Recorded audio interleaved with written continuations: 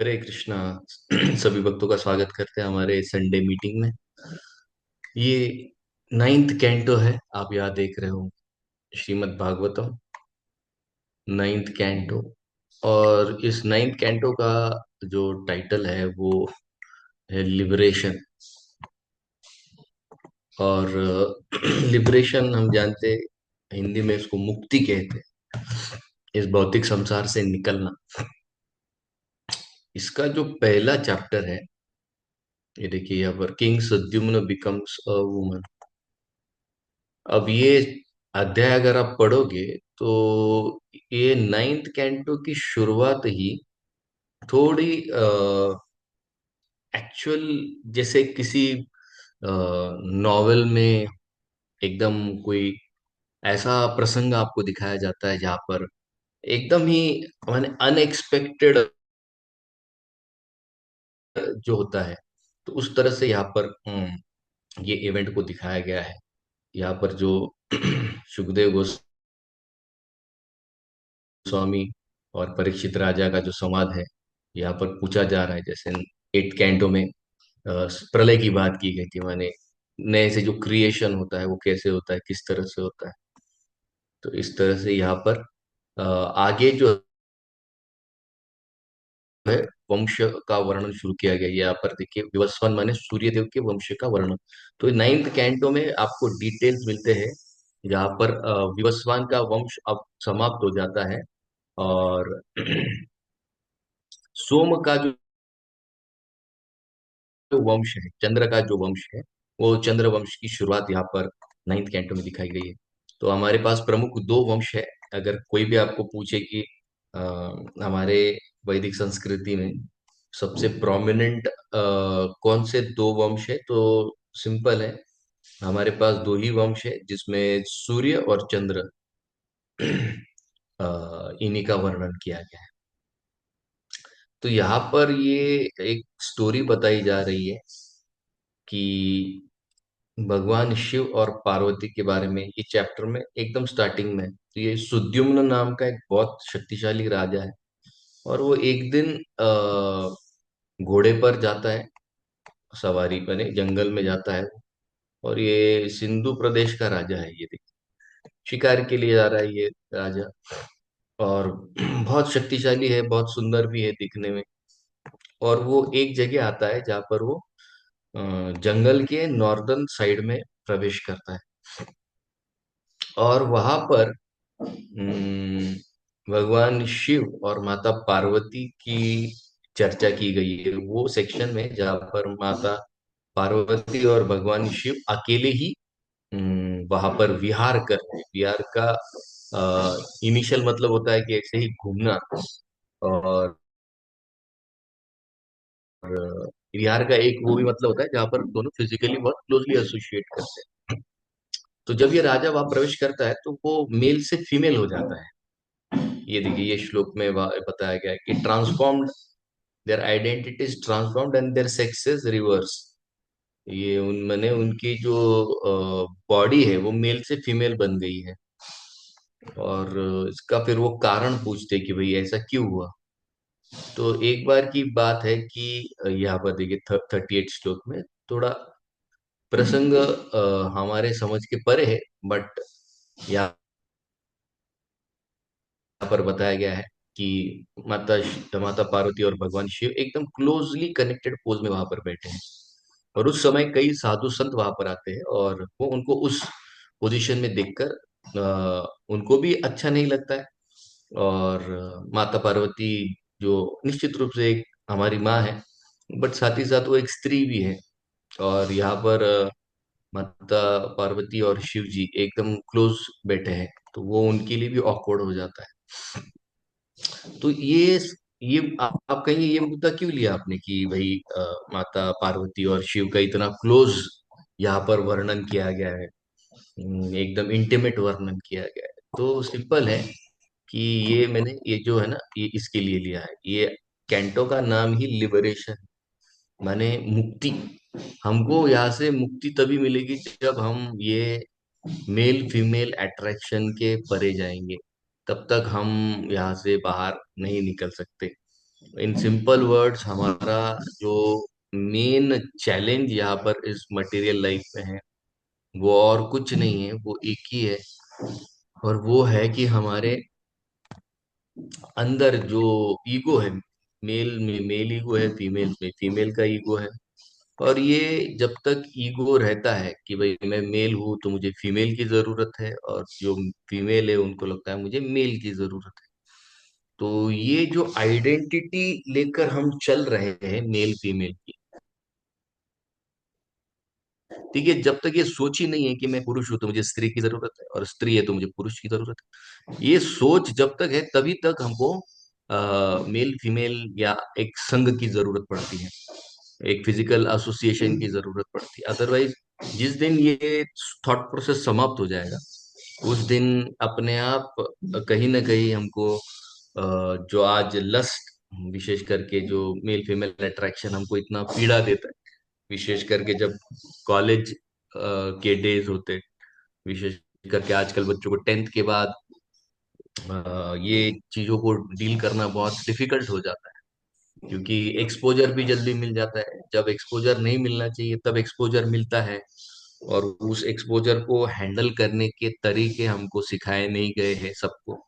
इसके कारण फिर वो इमोशंस को ठीक से हैंडल नहीं कर पाते हैं, और फिर आगे चलकर डैमेजेस भी बहुत हो जाते हैं। तो इस कैंटो का नाम ही है लिबरेशन, माने मुक्ति। मुक्ति किस चीज से? तो मुक्ति ये जो काम की जो भावना है, ये जो विकार हम में है। विकार क्यों कहा जाता है काम को? क्योंकि हमारा जो नेचुरली मन जो स्टेबल है, प्योर है, वो इस भावना का अनुभव करते ही उसमें इम्बैलेंस हो जाता है। जो स्टेबिलिटी है माइंड की, वो डिस्टर्ब हो जाती है। जैसे पानी है, पानी में एकदम स्टेबल होता है, लेकिन अगर उसमें एक पत्थर डालो तो पूरे उसमें सर्कल्स बनने पर चालू हो जाते हैं, रिपल्स। वैसे माइंड एक लेवल पर स्टेडी होता है। मान लीजिए आप सुबह उठे, माइंड एकदम स्टेडी है, और जब माइंड स्टेडी है और आपने कुछ पत्थर डाला उसमें, पत्थर के रूप में आपने व्हाट्सएप खोला, इंस्टा खोला, फेसबुक खोला, कोई यूट्यूब का वीडियो खोला, और हो सकता है उस वो वीडियो अच्छा हो या वो वीडियो अच्छा नहीं हो। तो जिस तरह का पत्थर आप सुबह पहली बार डालते हो, फिर दिन भर उसी तरह की तरंगे उस पर उठती रहेगी। इसलिए हमको बहुत केयरफुल रहना है कि सुबह जो स्टिल हमारा मन होता है, उठने के तुरंत बाद हम ये गलती ना करें कि व्हाट्सएप, इंस्टा, फेसबुक, कोई भी सोशल मीडिया नहीं खोले। अगर कुछ खोलना है तो प्रोपात के ऑडियो लेक्चर्स है, या अन्य किसी हमारे सीनियर वैष्णव है उनके लेक्चर्स आप उठते ही सुन सकते हो। कीर्तन भी आप सुन सकते हो, प्रोवाइडेड वो जो गाने वाला है उसकी चेतना उतने उच्च स्तर पर है। क्योंकि हमारे इस्कॉन में गाने वाले बहुत है, लेकिन जो मूड होना चाहिए वो मूड कैरी नहीं करते हैं। इसलिए हमको म्यूजिक नहीं सुनना है, हमको हरिनाम सुनना है। और हरिनाम का अगर पहला पत्थर मन पर गिर जाए तो दिन भर फिर उसी हरिनाम की तरंगे उठती रहे। तो ये हमको बहुत केयरफुल रहना है। सो काम जो है वो विकार कर देता है, माइंड की स्टेबिलिटी को डिस्टर्ब कर देता है। और वैसे भी यहाँ पर मेल फीमेल अट्रैक्शन बहुत नेचुरल है।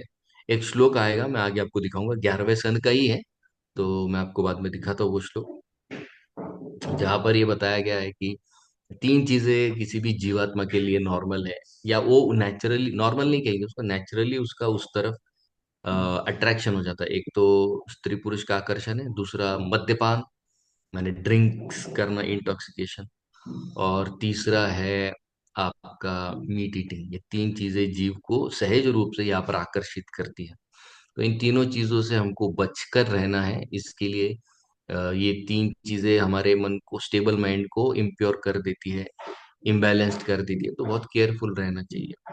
तो ये हमारा सबसे मेन चैलेंज है, क्योंकि इसको डील करते करते हमको भक्ति भी करनी है, नाम जप होगा, वैष्णव का संग होगा, और हमको हमारा माइंड जितना प्योर हो सके उतना रखना है। ये जिम्मेदारी हमारी पर्सनल है।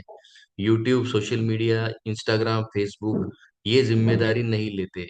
इंस्टाग्राम पर तो केस दायर हुआ है कि आप यूजुअली सेक्सुअली वायलेंट कंटेंट दिखाते हो ज्यादा। तो अमेरिका में इस पर केस हुआ, और वो रील सभी ने देखी, लेकिन कोई उसको इतना सीरियसली नहीं लेता। आज भी इंस्टाग्राम जो जाना जा रहा है वो उसके एक्सप्लिसिट कंटेंट के लिए ही जाना जाता है।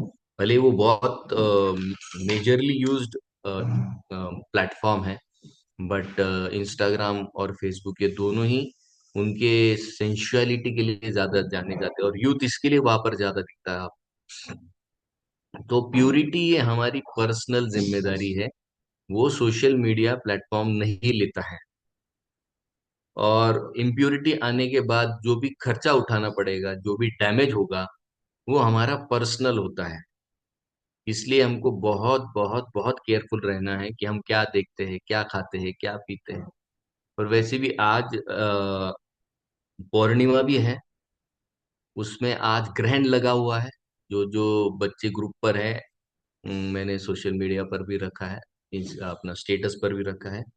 तो देखिए अभी एक्चुअली 1:30 बजे इसके वेद शुरू हो चुके हैं। ग्रहण के वेद का मतलब होता है इसका प्रिपेरेटरी फेज शुरू हो चुका है। माने इम्प्योरिटी अब यहाँ से आगे 1:30 बजे से लेकर 9:30 बजे तक बढ़ती ही चली जाएगी। और 9:30 से लेकर 1 बजकर रात में 1 बजकर 40 मिनट तक ये उसके पीक पर रहेगी। तो शाम को आज कोई भी स्टूडेंट घर से बाहर न जाए, ये रिक्वेस्ट है। जितना हो सके इंडोर रहिए। और आपके घर में अगर कुश है, कुश का घास है, तो खाने की चीजों पर उसको रख दीजिए, पीने वाले पानी पर रख दीजिए, नहीं तो आपको पूरा। और कुक फूड कोई नहीं खाएगा अभी, क्योंकि अगर आप कुकिंग करोगे तो वो आपके माइंड को बहुत ज्यादा डिस्टर्ब करेगा। खास करके आज का जो समय है, रात का 9:30 से लेकर रात में 1:30 बजे तक, हो सके अगर आप में ताकत है फिजिकली मेंटली, तो इस टाइम का यूज कीजिए ज्यादा से ज्यादा जप करने के लिए। या आप नारायण कवच पढ़ सकते हैं, नरसिम्हा कवच पढ़ सकते हैं। तो ऐसे माना जाता है कि 4 मुख्य तिथियां हैं जो बहुत पावरफुल मानी गई, 4 रात्रि जो है वो बहुत पावरफुल मानी गई है। सबसे पहली है हमारी शिव की रात्रि, जिसको शिवरात्रि कहते हैं। दूसरी रात्रि है भगवान कृष्ण की जन्माष्टमी। तीसरी रात्रि है दिवाली की, जब लक्ष्मी देवी का उत्पत्ति कही गई है, लक्ष्मी पूजन जिसको हम कहते हैं।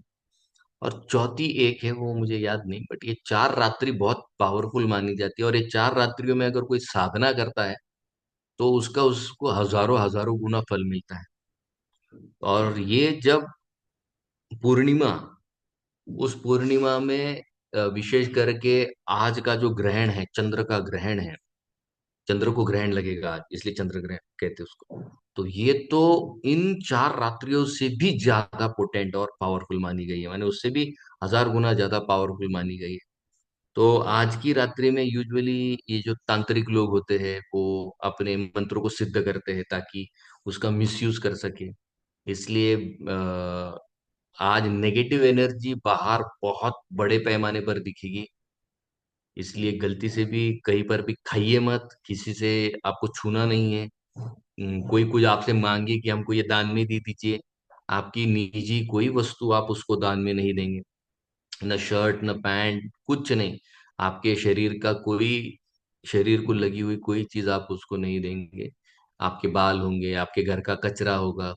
कचरा भी नहीं बाहर फेंकते हम लोग, आप भी, क्योंकि ग्रहण लग चुके हो, लगा नहीं है, बट उसका वेद पीरियड शुरू हो चुका है। सो इम्प्योरिटी है पूरे वातावरण में।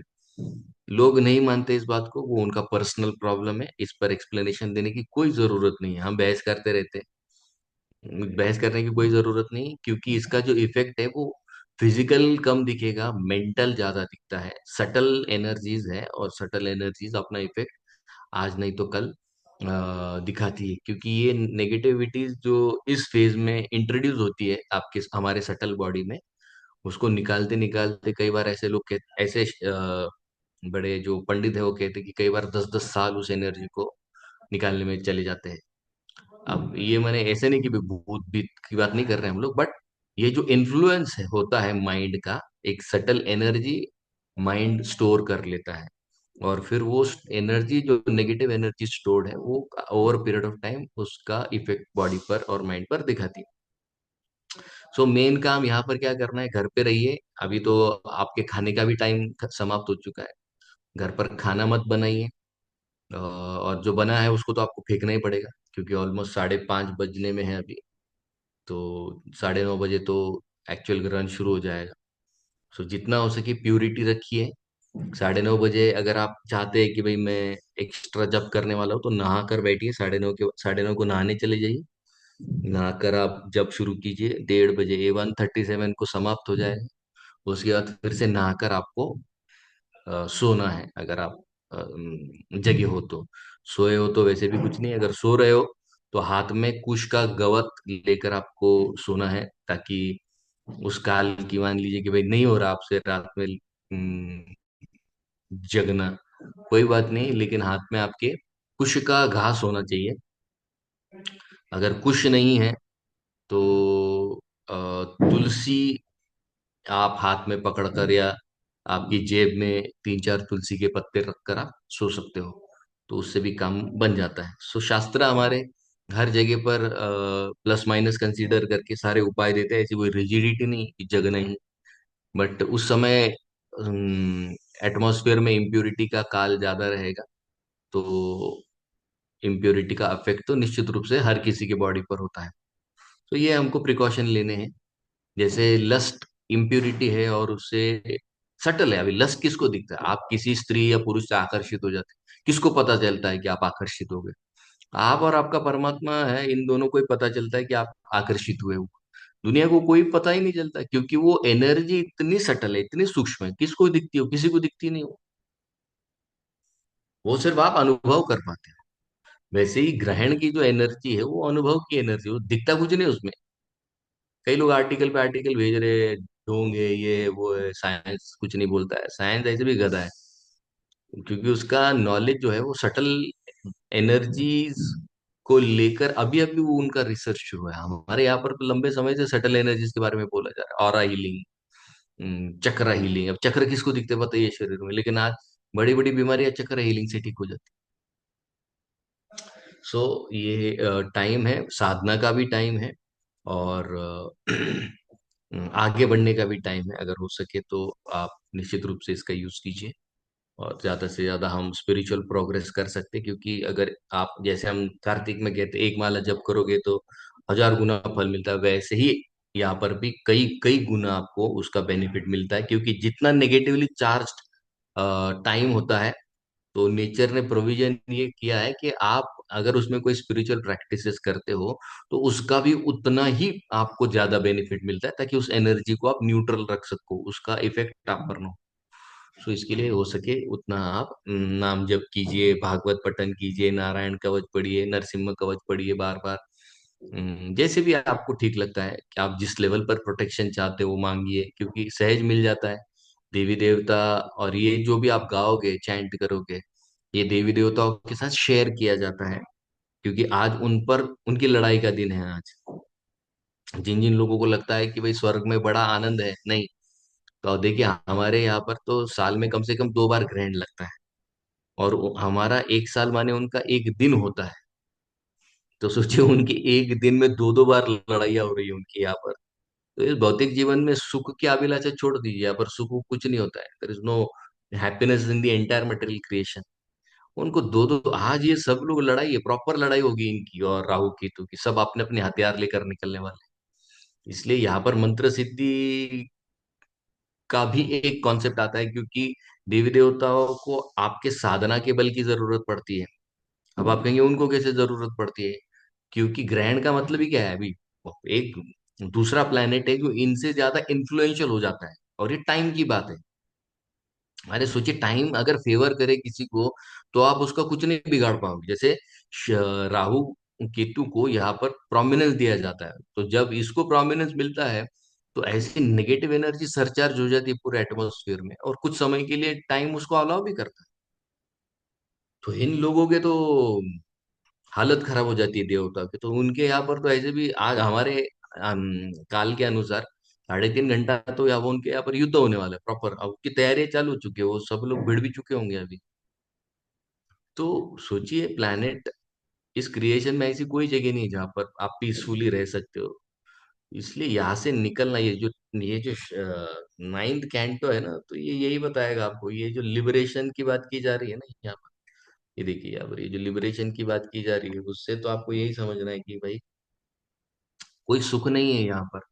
सुख के नाम पर यहाँ पर आभास दिया जा रहा है। आभास का मतलब होता है जस्ट एक फील, ऐसे जैसे फीलिंग होता है ना, हाँ हाँ, अच्छा एक फीलिंग, तो वैसे ही एक आभास, एक रिफ्लेक्शन आपको सुख का यहाँ पर दिया जा रहा है। एक्चुअली जगत में सुख है ही नहीं कहीं पर, और ये भागवती उसका प्रमाण है।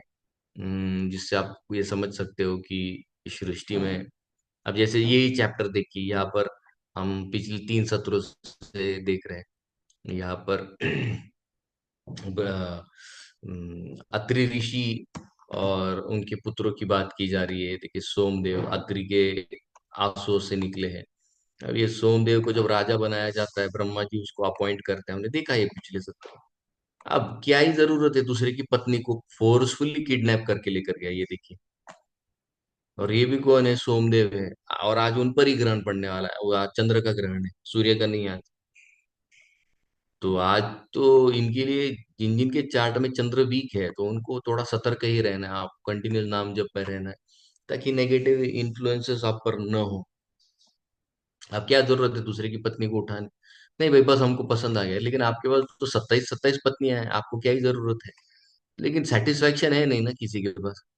तो सेटिस्फेक्शन न होने के कारण फिर जो भी अच्छी चीज लगे वो तो मुझे ही चाहिए। और यहाँ पर सोमदेव को जब कहा जाता वापस दे, तो बोलता नहीं दूंगा, आपको जो करना है कर लो। तो भी झगड़ा हो जाता है, तो भगवान शिव आते हैं झगड़े में, ये देखिए उनके गुरु के साइड से लड़ते हैं, उनके संगियों को लेकर, ये देखिए यहाँ पर भूत पिशाच को लेकर। और देवी देवता और असुरों में वहां पर युद्ध भिड़ जाता है, दोनों को हानि होती है। वो किसके लिए? एक लड़की है तारा, लड़की भी नहीं है वो भी, तो माँ बन चुकी है वो बच्चे की। तो ये जो भौतिक संसार है, इसमें टाइम एंड अगेन इस बात को देखा जाएगा कि भाई सेटिस्फेक्शन आपको मिलना यहाँ पर ऑलमोस्ट इम्पॉसिबल है, खास करके मटेरियल रिलेशनशिप को लेकर। यहाँ पर सोमदेव के पास 27 पत्नियां हैं, ऑफिशियली मैरिड है, 27 वाइफ्स, फिर भी उसकी गुरु की पत्नी के साथ वो यहाँ पर घूम रहा है अभी। और वहां पर उसके गुरु के पास एक ही है, लेकिन फिर वो बेचारा नाराज हो जाता है, वो नाराज हो जाते हैं कि क्या है ये। और फिर यहाँ पर ब्रह्मा जी आते हैं समझाने के लिए। ये देखिए ब्रह्मा जी आए उनको समझाने के लिए। और सोमदेव को डांटते भी है कि भाई ये क्या है, तुम्हारे गुरु की पत्नी है वो। एक्चुअल देखा जाए तो उसकी माँ की तरह है वो, गुरु की पत्नी को माता का दर्जा दिया गया। लेकिन सब भूल जाते हैं व्यक्ति, जब लस्ट टेक ओवर करता है, तो कुछ कुछ नहीं समझता है, माँ बहन भाई कुछ नहीं, क्यों? अनफॉर्चुनेट है सिचुएशंस। वरना आज आए दिन आप पेपर में क्या ही पढ़ रहे हो, यही पढ़ रहे हो ना कि छोटी छोटी जो बच्चियां हैं, 8 साल की 10 साल की, इनके शरीर को टैम्पर किया जा रहा है, डैमेज किया जा रहा है, फिजिकली उनको अब्यूज किया जा रहा है। तो ये कहाँ से उठ रहा है? ये वही अनकंट्रोल्ड लस्ट है, जिसको करोड़ों करोड़ों सालों तक हमने हैंडल करना नहीं सीखा है। और भागवत ही वो एकमात्र ग्रंथ है जो इतना खुलकर इस पर चर्चा करता है, बार बार बार बार बार बार। अभी पूरा नाइन्थ कैंटो अगर आप पढ़ोगे, नाइन्थ कैंटो में पूरे ह्यूमन प्लेटफॉर्म का तो छोड़ ही दीजिए, पूरे स्वर्ग लोगों के जो निवासी है उनके चिट्टे खोल दिए गए यहाँ पर नाइन्थ कैंटो। अब ये जैसे यहाँ पर ये देखिए 9th श्लोक, ये बृहस्पति बोल रहे हैं। बृहस्पति बोल रहे हैं कि संतति उत्पन्न करनी है तो वो तुम्हें मेरे ही द्वारा करनी है, दूसरे किसी पुरुष का हक ही नहीं है। देखिए यहाँ पर अपनी पत्नी को बोल रहे हैं, अपनी पत्नी को क्या बोले, तुम्हारा देह सिर्फ और सिर्फ मेरे लिए है, और तुम ये कैसे कर सकती हो कि मुझे छोड़कर दूसरे पुरुष के माध्यम से पुत्र की उत्पत्ति कर रही हो। और गुस्से गुस्से में वो बोलते कि बच्चे को अभी तुम डिलीवर करो, नहीं तो मैं तुमको जला दूंगा। और यहाँ पर वो उनको क्या बोल रहे हैं? अनचेस्ट बोल रहे हैं। अनचेस्ट का मतलब क्या है भाई? लॉयल नहीं है ये व्यक्ति। आप लॉयल नहीं रह पा रहे हो, इसलिए आज ये जो प्रोपेगेंडा चल रहा है ना बाहर, कि भाई मल्टीपल पार्टनर्स और सब चलता है और कुछ नहीं होता है, उसका सटल बॉडी पर सीरियस इफेक्ट होता है, बहुत सीरियस इफेक्ट होता है। और उस व्यक्ति को फिर एक व्यक्ति के साथ रहना पसंद नहीं आता है, क्योंकि एक व्यक्ति के साथ रहना माने उसके लाइक्स डिसलाइक्स के साथ रहना। तो फिर वो ऐसा व्यक्ति जो है निश्चित रूप से आगे चलकर इतने गलत ट्रैक पर जाएगा कि वो खुद को बचा नहीं पाएगा।